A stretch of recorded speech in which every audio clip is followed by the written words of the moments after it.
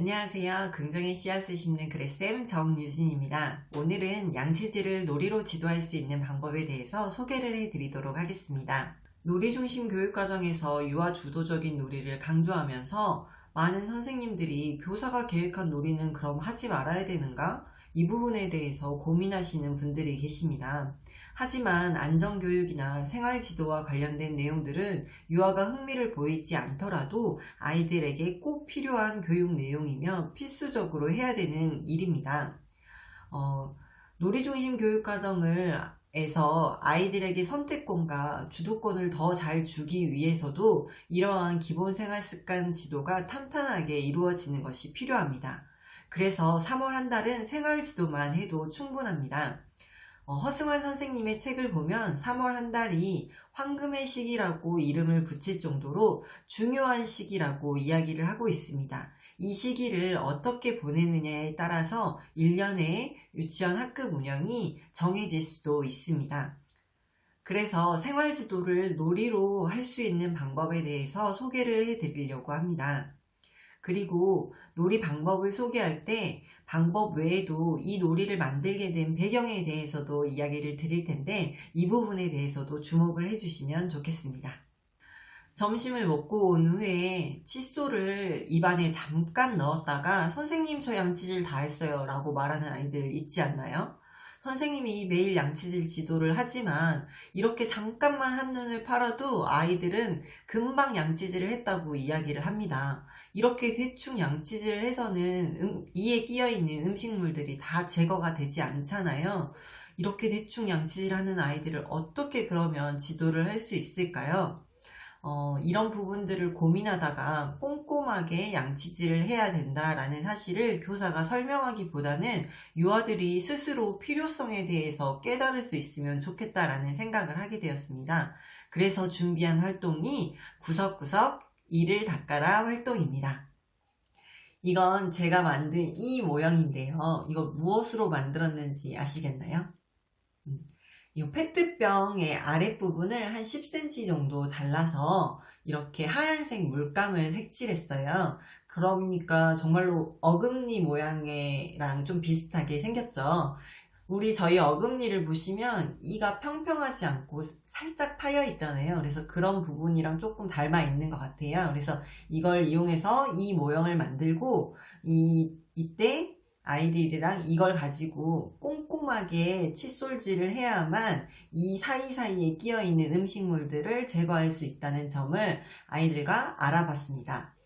이 활동을 하기 전에 가장 좋은 방법은 먼저 이 모형을 아이들에게 이렇게 보여주고요. 입 안에 있는 이가 어떻게 되어 있는지, 그리고 이 사이사이에도 음식물이 낄 수 있다는 점, 그리고 어금니 금방 제가 설명했듯이 평평하지 않고 살짝 파여 있어서 이런 곳에 음식물이 잘 낄 수 있다는 점을 아이들에게 이야기도 하고 관찰도 해보고 만져도 한번 봤습니다.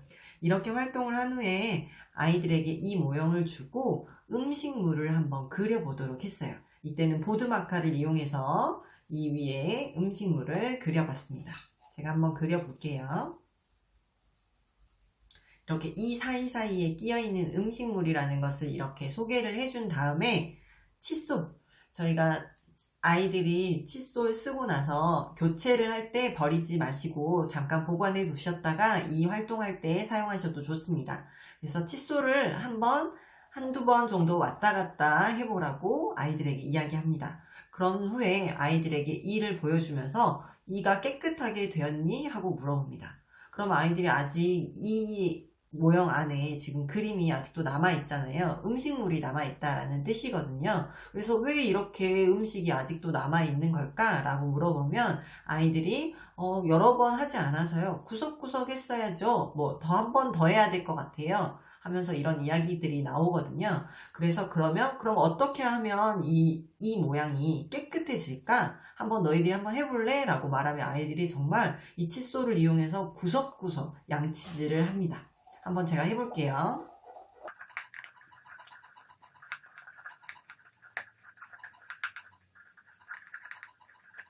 짜잔!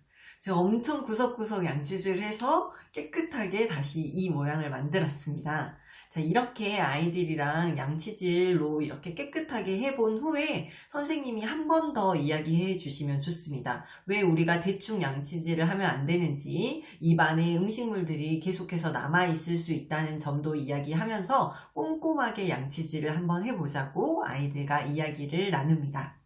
이 놀이 후에 아이들이 더 꼼꼼하게 양치질을 하려고 노력하더라고요. 이 활동 하나만으로 양치질이 완벽 마스터되면 좋겠지만 생활지도는 단 한 번으로는 안 됩니다. 항상 여러 번 반복적으로 지속적으로 그리고 다양한 놀이를 통해서 지도를 하시는 게 좋습니다. 그리고 이 활동에서 중요한 건 놀이가 아이들로부터 시작됐다는 점입니다. 놀이중심 교육과정에서 교사의 관찰을 중요시 여기고 있죠. 그런 이유가 바로 이런 게 아닐까 생각이 듭니다. 대충 양치질을 하는 아이로부터 시작돼서 구석구석 이를 닦아라라는 활동을 만들어냈잖아요. 이렇게 우리 반 아이에게 정말로 필요한 내용이 무엇인지 선생님들이 고민해 보시고 거기를 출발점으로 해서 활동을 만들어내시면 더 좋지 않을까 생각이 듭니다. 아이들로부터 시작된 놀이이기 때문에 더 큰 효과를 거둘 수 있을 거라고도 생각이 됩니다. 마지막으로 자료 만드는 방법 알려드릴게요. 이 페트병은 아래쪽 부분을 10cm 정도 잘랐어요. 페트병 가위가 따로 있습니다. 그래서 페트병을 더 쉽게 자를 수 있는 가위를 사셔서 자르셔도 되고요. 그리고 이 페트병은 사이다는 안 됩니다. 환타나 콜라만 가능해요. 왜냐하면 이 흰색 물감을 안쪽에다가 색칠을 해야 되거든요. 보드 마카로 바깥쪽에다가 그림을 그리고 칫솔을 이용해서 닦아내기 때문에 바깥쪽에 색칠을 하게 되면 그림이 지워지지가 않습니다. 그래서 안쪽에다가 이렇게 색칠을 해야 합니다. 그리고 이 페트병은 혼자서 아이들 인원수만큼 모으기가 너무 어렵고 제작이 너무 어려워서 가정에 페트병을 모아달라고 부탁을 드렸고 이렇게 하기가 너무 어려우신 분들은 몇 개만 만들어서 소그룹으로 이렇게 진행하셔도 괜찮습니다.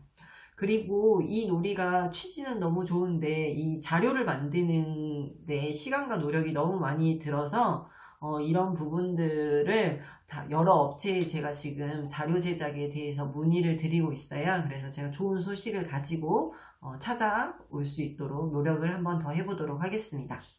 오늘 영상은 여기까지고요. 다음 영상에서는 또 다른 주제로 놀이로 풀어볼 수 있는 생활지도의 예시에 대해서 안내를 드리도록 하겠습니다.